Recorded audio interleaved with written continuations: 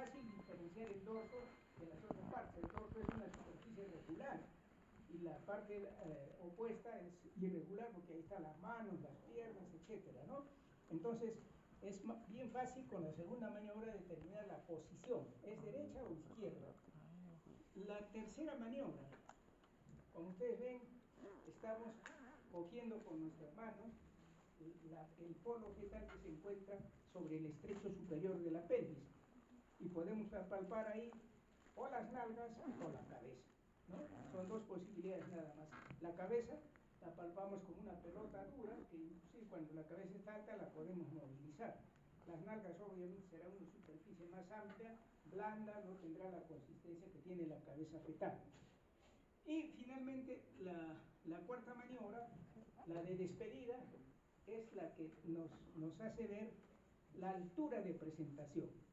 ¿A qué altura está la cabeza? ¿Ya está metida en la pelvis o está todavía sobre la pelvis? Si las manos que ponemos así, tratando de agarrar la cabeza, se juntan los dedos, diremos que la cabeza está alta. Si ya no podemos juntar los dedos, diremos que la cabeza ya está o insinuada o de repente ya está encajada, ¿no? Entonces, ya todos ustedes saben hacer las maniobras de Leopold, supongo, en la práctica las han hecho o las van a hacer. Entonces, ¿cómo se comporta el móvil fetal? Ya hemos dicho que el móvil fetal es un cilindro que tiene segmentos especiales que tienen cierta movilidad. Y estos segmentos son la cabeza, los hombros y las nalgas, los que van a jugar el rol más importante de un trabajo de parto. Bueno, ya sabemos que el feto es el iniciador del trabajo de parto, ¿no? A través de la placenta. Bueno, lo importante es que en la cabeza hay diámetros que son sumamente importantes que tienen que coincidir con los diámetros de la pelvis para que el parto sea normal. También tenemos que la cabeza fetal, si bien es cierto, se puede amoldar, pero tampoco puede permitir tantos cambios, ¿no? Porque si ya hay, por ejemplo, un cabalgamiento de parietales, va a venir una hemorragia cerebral y el feto puede morir.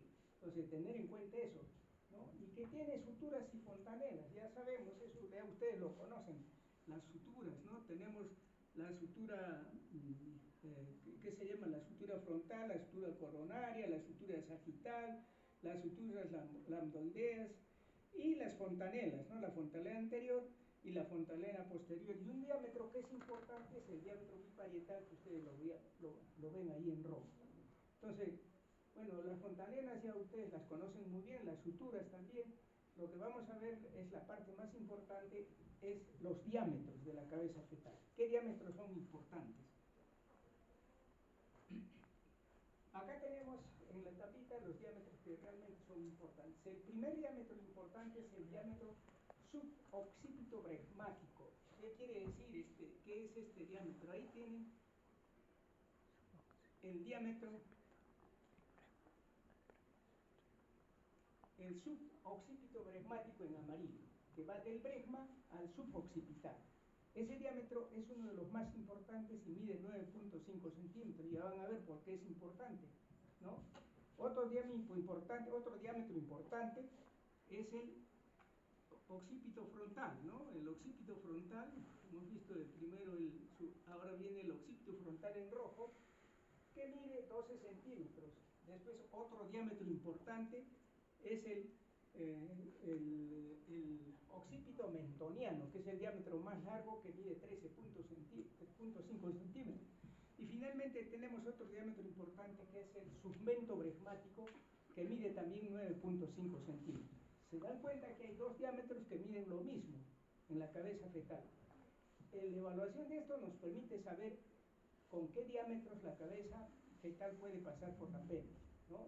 Así que hay que tener en cuenta estos diámetros que son sumamente importantes. Ahora veamos cómo es la estática fetal, ¿no? Ya hemos dicho que es la disposición del feto con respecto a sí mismo con relación al útero y a la pelvis materna, ¿no es cierto? Y es la base de la nomenclatura obstétrica, la nomenclatura que ustedes van a aprender a partir de hoy y que ya tienen que usarla de por vida, ya nunca más se van a olvidar de esto. Entonces, los elementos que forman la nomenclatura obstétrica son la actitud, la situación, la presentación, la posición y la variedad de posición. son 5 características importantes en el feto. Lo primero que vamos a ver, ¿qué es situación? Ahí ven en el esquema una mujer gestante, ¿no? La situación, vamos a ver que la paciente tiene un diámetro longitudinal en rojo. Cuando este diámetro coincide con el diámetro longitudinal del feto, estamos frente a una situación longitudinal. Los diámetros han coincidido. Pero cuando el diámetro longitudinal materno está en transversa en relación al diámetro longitudinal fetal, estamos frente a una situación transversa, ¿no? Y si el diámetro materno, longitudinal materno, con el diámetro fetal se encuentra en una relación oblicua, estaremos frente a una situación oblicua.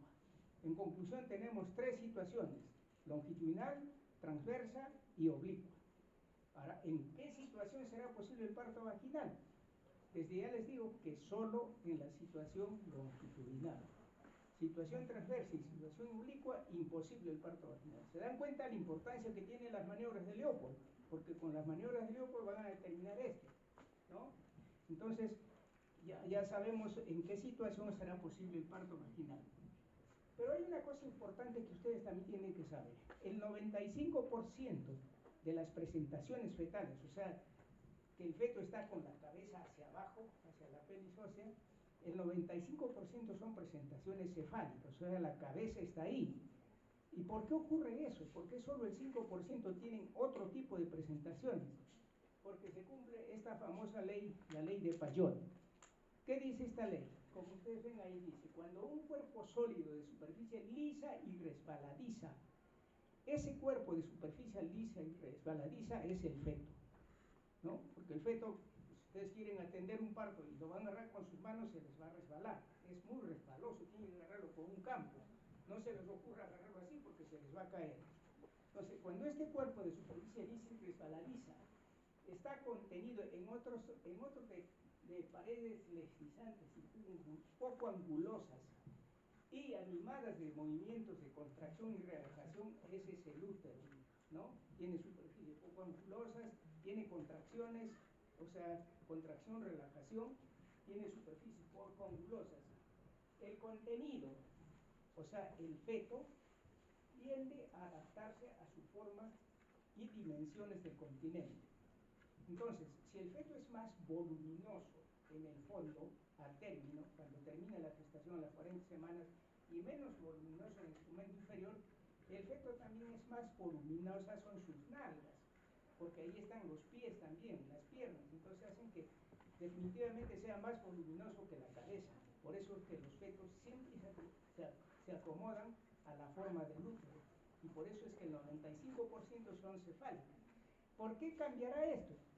Por varias razones, ¿no? Porque el feto de repente tiene tumores, porque hay malformaciones uterinas, porque es una gran multípara, porque hay polidramnios, porque es un feto pequeño, etcétera. Todo eso hace que se cambie esta presentación y no se cumpla la ley de Payot. Es fácil de entender eso, ¿no es cierto? Bien. Entonces, veamos, ¿qué es presentación? Hemos hablado de presentación. ¿Qué es presentación? Es la parte del feto que toma contacto con el estrecho superior de la pelvis materna, lo ocupa totalmente y es capaz de desencadenar por sí mismo el mecanismo de parto. Fíjense en la definición, dice que es la parte del feto que ocupa el estrecho superior y que es capaz de desencadenar el mecanismo de parto. Quiere decir que ni la situación oblicua, ni la situación transversa, ni otras presentaciones son capaces de determinar el mecanismo de parto. Entonces, de acuerdo a este concepto, solo tenemos 2 presentaciones, ¿no? La cefálica y la presentación de vértice. Ahí tenemos las presentaciones cefálicas y la presentación de nalgas, perdón. 2 presentaciones, o sea, en obstetricia solo hay 2 presentaciones, la cefálica y la pélvica, o podálica también como lo llaman algunos. No, yo prefiero usar el término pélvica. Entonces, 2 presentaciones. Ya está. Entonces, ahora, las presentaciones tienen modalidades de presentación. las modalidades de presentación cefálica, o sea, la presentación cefálica tiene 4 modalidades de presentación. La flexión, o sea, la normal, cuando el feto está con el mentón pegado al esternón. Esa es la presentación cefálica, modalidad vértice. Cuando la cabeza deflexiona y el mentón está equidistante del esternón como la nuca de la columna, estamos en una situación, una modalidad de presentación indiferente. ¿Y qué vamos a encontrar ahí? El bregma. Ya no vamos a encontrar el vértice, o sea, el occipital, sino el bregma. Cuando la deflexión es mayor, ya el occipital del feto ya casi está cerca a la columna. Hablamos de una presentación de frente. En la deflexión máxima, cuando la nuca ya está pegada a la espalda del bebé, estamos hablando de una presentación, una modalidad cefálica, perdón, una presentación cefálica modalidad cara. Entonces tenemos presentación cefálica, modalidad vértice, presentación cefálica, modalidad bregma, presentación cefálica, modalidad frente y presentación cefálica, modalidad cara, ¿no? Entonces, a ver, vamos a ver cómo sería esto. Ahí tienen una presentación cefálica, modalidad vértice, ¿no? El mentón pegado al esternón. Luego tenemos la presentación indiferente o modalidad bregma. ¿Por qué modalidad bregma? Porque al palpar vamos a encontrar el bregma. Cuando ustedes saben el tacto, van a encontrar el bregma. Luego viene la deflexión, la deflexión ya marcada, donde ya no palpamos el bregma, sino vamos a palpar la frente. Entonces estamos hablando de una presentación cefálica, modalidad frente. Y finalmente tenemos la máxima deflexión, que sería la presentación cefálica, modalidad cara, ¿no? Vamos a palpar el mentón. Entonces, estas son las 4 modalidades de presentación cefálica. De acuerdo a los diámetros que hemos visto, ya vamos a ver qué modalidad es posible el parto vaginal y qué modalidad no. ¿Cómo van a saber ustedes la modalidad de presentación con el tacto vaginal? Porque hay puntos de diagnóstico y puntos de referencia, ¿no? En el punto diagnóstico de la modalidad vértice es el occipital. Ustedes hacen el tacto, palpan el occipital, es vértice. Hacen el tacto, encuentran bregma, es bregma. Hacen el tacto, encuentran frente, es frente. Y si hacen el tacto y les palpan el mentón del bebé, es cara. Entonces tenemos ustedes que cuando hacen el tacto tienen que determinar. Ya sabemos que el tacto vaginal pues no es cuestión de introducir la manito, es para ver una serie de características que van a permitirles a ustedes hacer el pronóstico del parto y cómo está también el trabajo de parto, ¿no? En presentación pelviana también tenemos modalidades de presentación, ¿no? Ahí tenemos, por ejemplo, la modalidad pelviana franca. Pueden ver ustedes que tanto los muslos como las piernas están en extensión sobre el cuerpo, el tronco del bebé. Esta modalidad de presentación hace a veces complicada la atención del parto vaginal en pelviana. Luego tenemos la presentación pelviana, modalidad nalgas puras o nalgas completas. Como ustedes ven, ya las piernas no están extendidas, están flexionadas. Junto con las nalgas están haciendo más volumen a nivel de las nalgas. Y finalmente la pelviana incompleta, que sería cuando un pie ha descendido y el otro se ha quedado arriba, ¿no? Entonces tenemos también en la presentación pelviana 3 modalidades de presentación: nalgas francas, nalgas completa y nalgas incompletas. Bien. Ahora veamos la posición. La posición es la relación del punto diagnóstico. Pero primero vamos a ver qué es punto diagnóstico para poder entender esto. El punto diagnóstico, también llamado punto de reparo en algunos textos, consiste en el elemento fetal que nos hace el diagnóstico de la modalidad de presentación, ¿no? Hemos visto que en la modalidad de presentación cefálica de vértice es el occipital. El occipital sería el punto diagnóstico. En la presentación de Bregman es el mismo Bregman, entonces el punto diagnóstico sería el Bregman. En la presentación de frente es la frente, palpamos la frente, sería el punto diagnóstico. Y en la presentación de cara, el mentón, sería el punto diagnóstico, el mentón. Entonces, ese es el punto diagnóstico. ¿Qué es el punto guía? No tiene mayor importancia, pero lo vamos a referir. El punto guía, también llamado punto de referencia, es un elemento de la presentación que lo hemos elegido convencionalmente y que sirve para establecer, dada su ubicación en la pelvis, la posición y la variedad de posición. Ajá. O sea, quiere decir que no solo vamos a hablar de posición, sino de variedad de posición. O sea, estamos complicándonos aparentemente un poco la vida, pero no es así. Entonces, ¿cuándo hablamos de posición? Cuando es la relación entre el punto diagnóstico con la pelvis derecha o izquierda de la pelvis, ¿no? O sea, puede ser posición derecha, puede ser izquierda, nada más. Cuando hablamos de variedad de posición, cuando esta relación del punto guía con la extremidad de los principales diámetros de la pelvis materna. Les hemos diseñado ahí un esquemita, ya está apareciendo, ¿ven? Es una representación del estrecho superior de la pelvis y la estamos dividiendo primero en dos partes, ¿no? Anterior y posterior. Anterior izquierda, anterior derecha, posterior izquierda. Luego vamos a trazar una línea antero-posterior y también los transversos, ¿no? El transverso derecho y transverso izquierdo.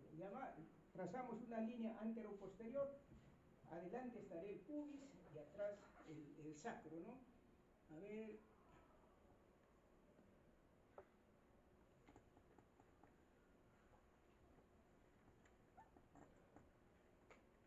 Ya tenemos el pubis y el sacro. Entonces ya tenemos los elementos necesarios, ¿no? ¿Qué elemento tenemos en la pelvis para determinar si es anterior, posterior, etcétera? En las partes anteriores tenemos la eminencia iliopectínea derecha y la eminencia iliopectínea izquierda.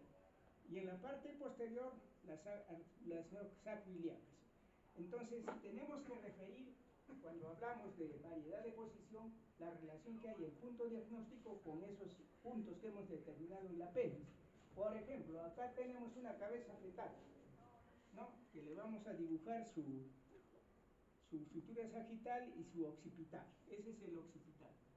Está apuntando ¿hacia dónde? A la eminencia iliopectínea izquierda. Entonces será una presentación izquierda anterior, ¿no? Ya vamos a ver la nomenclatura obstétrica, ¿no?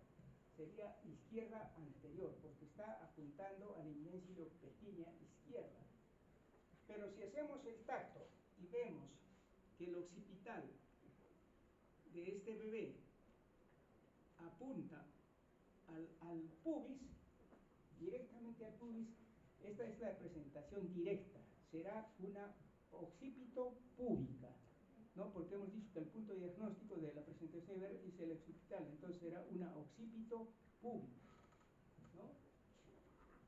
Seguimos, hacemos rotar al bebé, hacemos el tacto y encontramos que en este caso el occipital está apuntando a la eminencia iliopectínea derecha, entonces será una occipito derecha anterior y así, ¿no?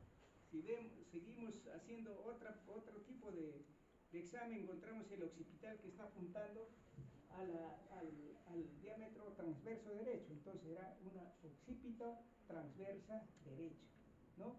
Y así vamos determinando las presentaciones de manera que al final vamos a encontrar que hay dos posiciones y 8 variedades de posición, ¿no? Si sacamos la cuenta, occipito púbica, 2 anteriores, izquierda y derecha son 3, 2 posteriores, izquierda y derecha son 6 y 2 transversas, 8 variedades de posición, ¿de acuerdo?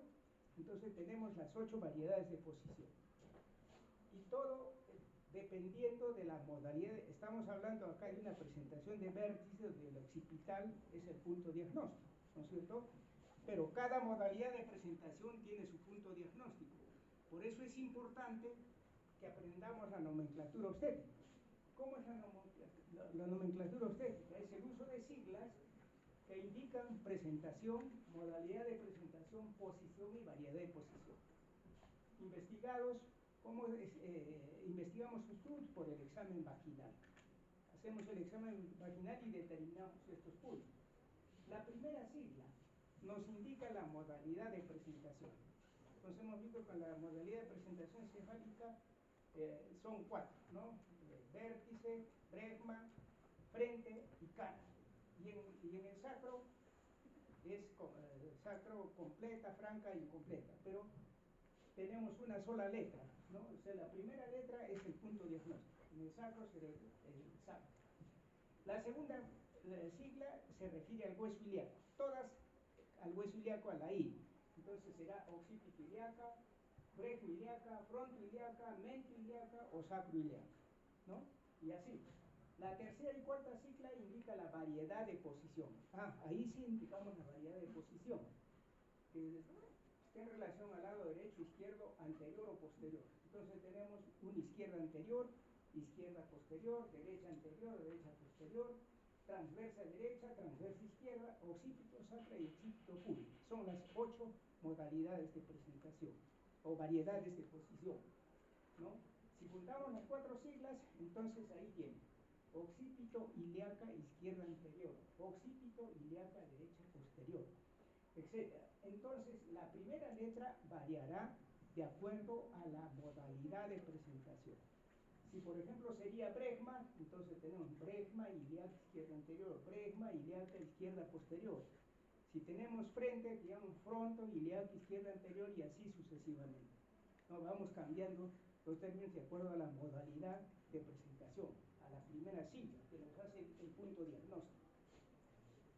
Bien,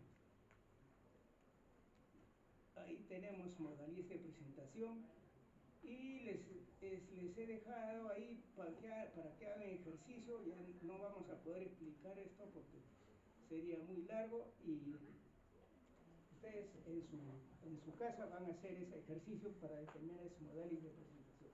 Bien, ahora vamos a ver el canal de parto. O sea, ya dijimos que el feto, ya sabemos cómo estudiarlo, cómo examinarlo al feto para hacer el pronóstico de parto. Vamos a ver el canal de parto. Entonces, el feto es un elemento móvil que aparentemente es pasivo, pero no lo es tanto como hemos visto en el trabajo de parto. Las contracciones uterinas hacen progresar el trabajo de parto.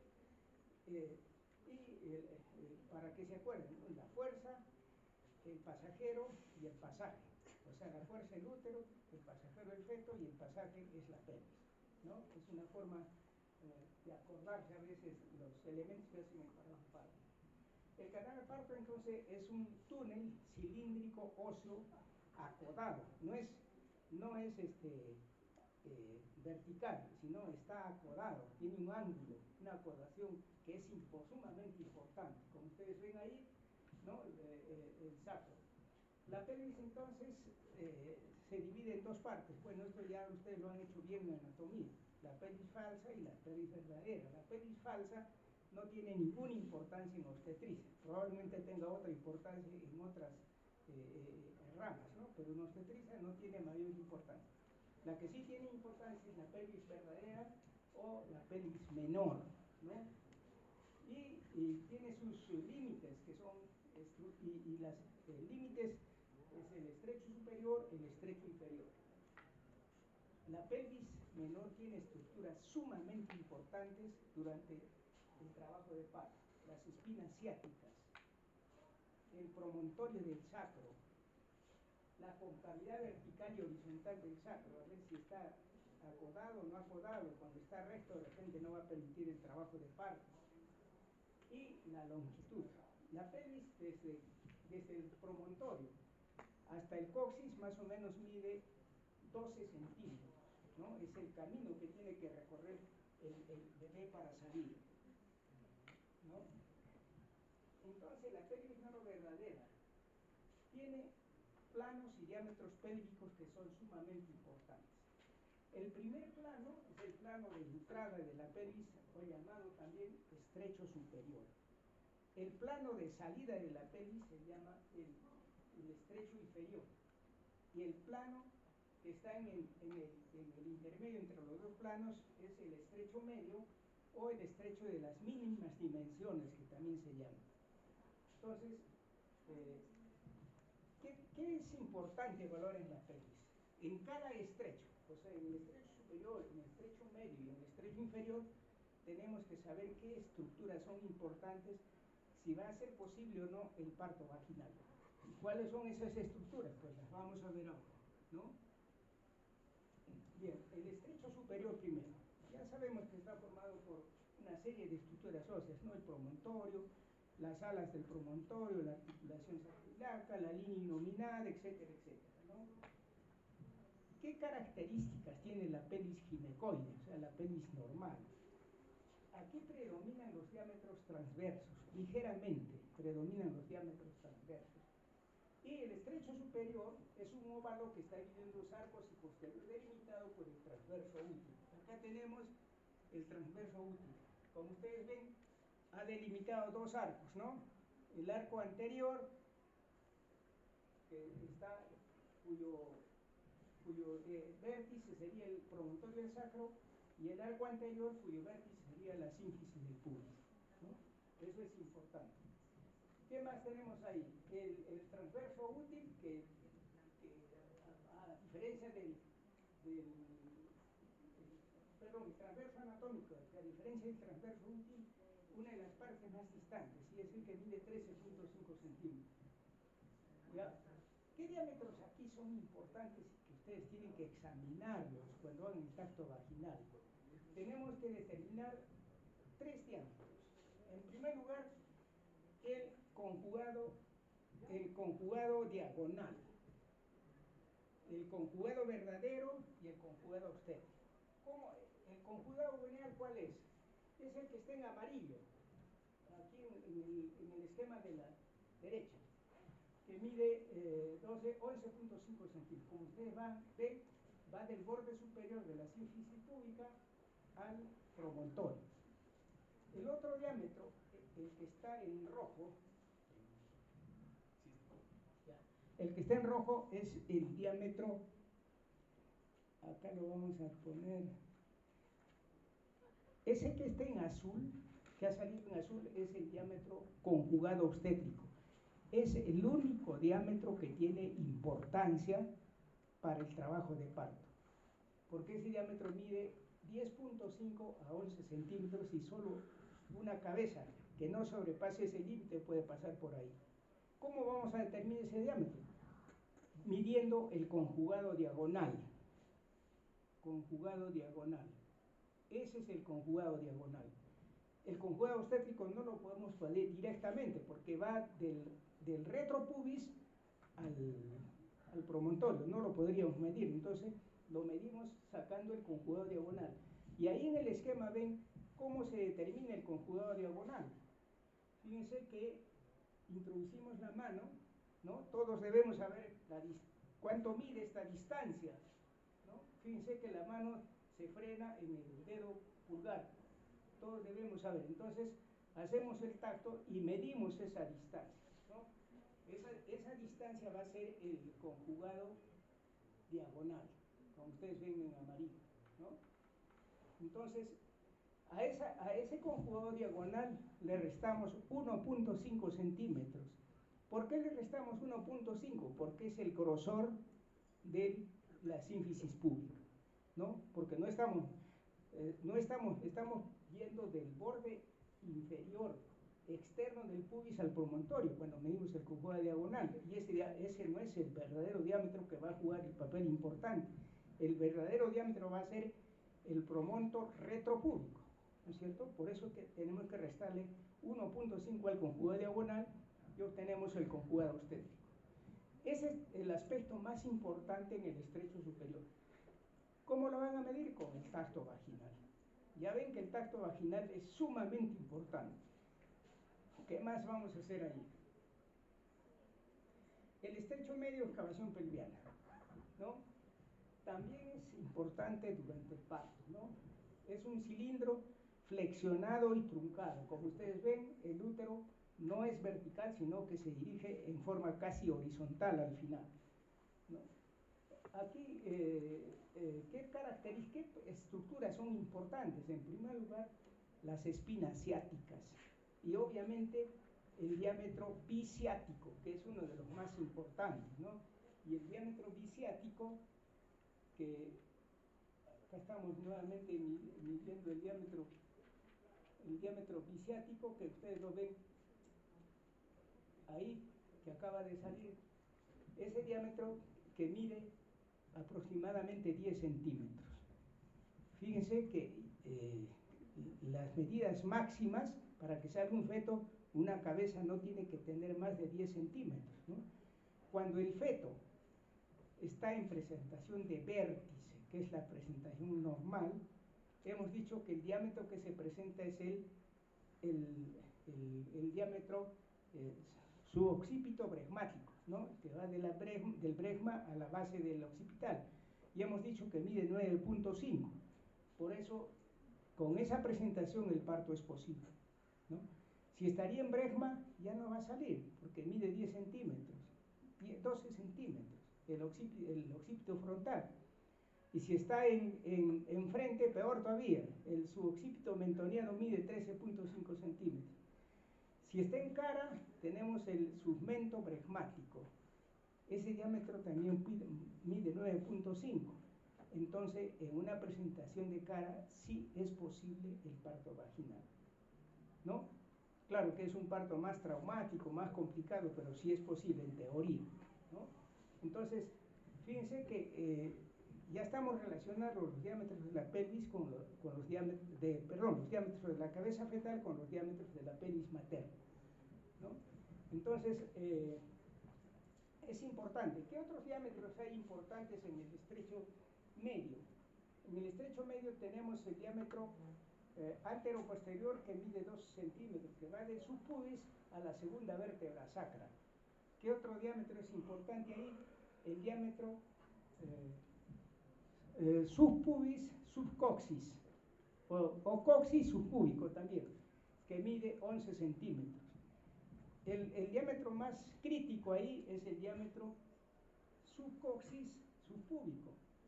El diámetro subcoxis subpúbico mide 9 centímetros. Y ustedes dirán, entonces no sale la cabeza, ¿no?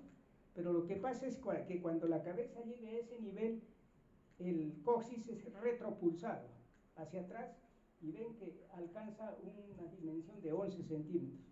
Por eso es que ahí se demora un poquito la cabeza en salir, porque tiene que retropulsar el coxis para poder salir. Y se convierte ese diámetro en 11 centímetros. Fíjense la importancia que tiene conocer la pelvis, ¿no? El estrecho inferior también tiene una forma de rombo, ¿no? Dividido por el diámetro biciático. El diámetro biciático es el diámetro, no el diámetro biciático, el diámetro biisquiático. Es el que une los dos isquiones, ¿no? Ya saben dónde están los dos isquiones, es el diámetro que une los dos isquiones. Este diámetro también debe medir más de 8 centímetros, ¿no? Entonces, ahí tenemos que, ¿cómo vamos a determinar ese diámetro? Ya no vamos a determinar por tacto vaginal, sino con el puño, ¿no? Hacemos flexionar las piernas a la paciente, ubicamos los isquiones y tratamos de introducir nuestro puño, ¿no? Depende de ustedes qué distancia tengan en su puño. Por ejemplo, si mi puño pasa sin ningún problema, esa pelvis es normal. Pues un puño más grande de repente no pasa y también es normal la pelvis, depende del tamaño que tengan ustedes en su puño. Entonces, si ese diámetro está reducido, imagínense, la cabeza se va a atracar en la parte inferior, lo cual va a ser muy difícil inclusive sacar por cesárea después. Entonces, tenemos que hacer un buen diagnóstico del canal pelviano, ¿no? Bueno, y finalmente, o mejor para determinar, ¿cómo sabemos si la cabeza está descendiendo o no? Porque hemos dicho que la longitud del sacro es más o menos 12 centímetros. ¿Cómo sabemos si la cabeza está descendiendo correctamente. Ustedes van a hacer en la tercera fase el partograma, ahí van a ver el descenso. Pero nosotros de ahora tenemos que saber que la pelvis se ha dividido hay nomenclaturas para saber en qué parte de la pelvis está la cabeza. Y esa nomenclatura es una, los planos de Hodge, y la otra, las estaciones de Lee. Nosotros preferimos los planos de Hodge, son más objetivos. Entonces, ¿qué significan los planos de Hodge? Fíjense, los planos de Hodge son 4, ¿no? El plano 1 es el que pasa por el estrecho superior. Lo que hemos dicho, el estrecho superior, la línea huminada, el sacro, los alerones, la articulación, el borde superior de la sínfisis púbica. Ese es el primer plano de Hodge. El segundo plano de Hodge es el que pasa por la parte inferior del pubis, ¿no? Por la parte inferior del pubis, y que va a la mitad de la segunda vértebra sacra, como ustedes ven ahí, ¿no? El tercer plano de Hodge pasa por las espinas ciáticas y la cuarta y quinta vértebra sacra. Es el plano más importante, entonces. Y el último plano es paralelo anterior y pasa por la punta del coxis. Entonces, nosotros decimos, la cabeza está en el primer plano de Hodge, está en el segundo plano de Hodge, está en el tercer plano de Hodge, en el cuarto plano de Hodge, depende cómo va descendiendo. ¿Cómo determinamos eso? También por el tacto vaginal, ¿no? Cuando la cabeza está en las espinas ciáticas, el vértice, estamos hablando de una presentación cefálica de vértice, y está en el tercer plano de Hodge, decimos que está encajada o profundamente encajada la cabeza, ¿no? Entonces, y las estaciones de Lee, que como ustedes ven ya se enumeran, ¿no? En signos positivos o negativos. Los negativos, cuando está la cabeza por encima del tercer plano de Hodge, que corresponde a la estación 0, y los positivos cuando están por debajo, ¿no? del tercer plano de Hodge. No me gusta mucho como ustedes ven, pero hay alguna relación. A ver cómo podemos saber qué relación tiene. Fíjense que cuando la cabeza está en el primer plano de Hodge, decimos que está en -4 de las estaciones de Lee. Cuando la cabeza está en el segundo plano de Hodge, decimos que está en -2 de las estaciones de Lee. Y cuando la cabeza está en el tercer plano de Hodge, decimos que la presentación está en 0 de las estaciones de Lee. Y así sucesivamente. Entonces, como ustedes ven, es un poco más complicado hablar de las estaciones de Lee. Yo les aconsejo que siempre usen los planos de Hodge para expresar cómo va descendiendo la cabeza.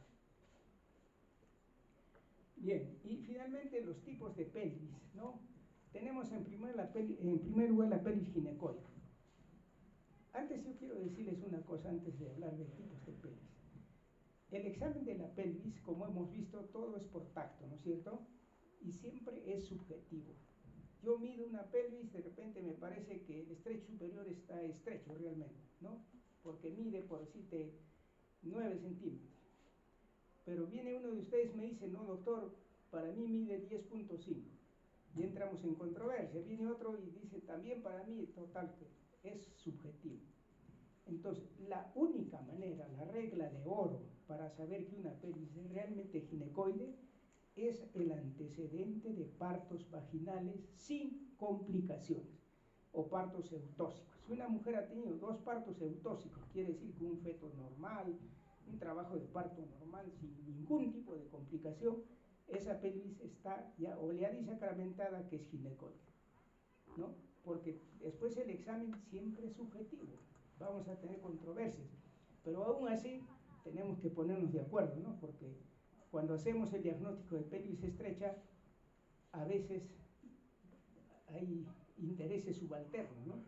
Por eso un profesor decía, hay 3 tipos de estrecheces.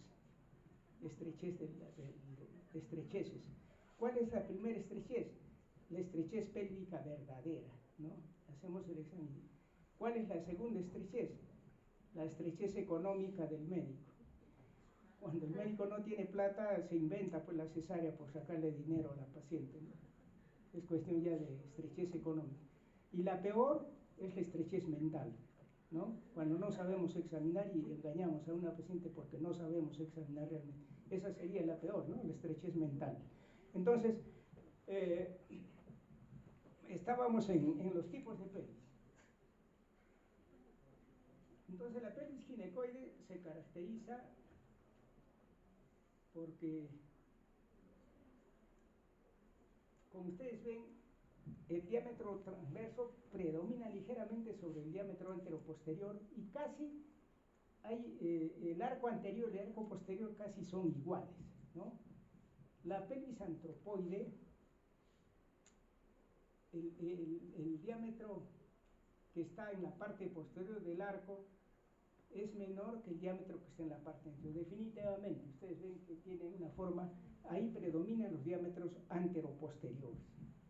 En la pelvis androide, igual, ¿no? La pelvis androide, más bien acá predominan más los diámetros transversos, pero la pelvis tiene forma de corazón, de manera que el estrecho superior tiene forma de corazón, de manera que tampoco va a permitir el paso del feto. Finalmente, la pelvis platipeloide, que es una pelvis que es estrecha, donde predominan grandemente los diámetros transversos, porque la pelvis es como que estaría apretada, ¿no? En la única pelvis que es posible el parto abdominal es la pelvis ginecoide, ¿no? En las demás pelvis es imposible. Bien,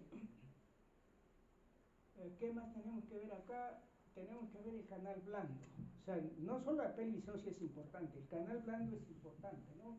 La pelvis blanda o piso pelviano, que es el factor que sufre las peores consecuencias en un trabajo de parto, ¿no? Se ha visto que un trabajo de parto mal atendido malogra el piso pélvico y generalmente como consecuencia va a tener prolapsos, incontinencia urinaria, etcétera, todas las consecuencias que vienen posteriormente, especialmente en la menopausia de la mujer. Entonces, para eso ustedes tienen que saber que un parto tiene que ser bien atendido, ¿no? Un buen diagnóstico para evitar estos problemas. Entonces, el canal blando tiene dos cinchas determinadas, la cincha precoxigia y la cincha coxigia. Consta de varias estructuras que son importantes, ¿no?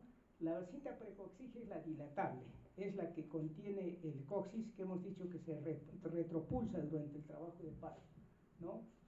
Y la cincha coxigia ya es la parte musculosa, fibrosa, inextensible, que limita ya, o sea, frena la retropulsión del pubis, si no se fracturaría el pubis, ¿no? Durante el trabajo de parto. Bueno, creo que eso sería lo más importante. Lo demás ya es cuestión que ustedes lo vean. Es un poco esotérico. Yo quiero terminar acá porque me han dicho que ya viene un profesor que no queremos quitar el tiempo. Bien, jóvenes, entonces como ustedes han visto, esta clase para ustedes les va a evitar muchos problemas, especialmente médico-legales. Si nos equivocamos haciendo el diagnóstico, las consecuencias pueden ser fatales y a veces mortales para la madre y para el feto. Entonces, la responsabilidad de ustedes como médicos es sumamente importante. Los que hacen práctica conmigo les digo lo siguiente, y tienen que saberlo todos, que la norma técnica del Ministerio de Salud dice que el primer examen y el primer control prenatal y el segundo control prenatal está a cargo del médico. Vale decir de ustedes cuando hagan salud, no de la obstetricia. Ustedes tienen que tomar la responsabilidad de la paciente si tiene alto riesgo o bajo riesgo y determinar qué tipo de control prenatal va a tener, y cuando ya está a término tienen que determinar si el parto va a ser vaginal o va a ser por cesárea. Ese es su trabajo, jóvenes. Para eso estamos acá, para que ustedes aprendan con nosotros y no tengamos problemas. Muchas gracias.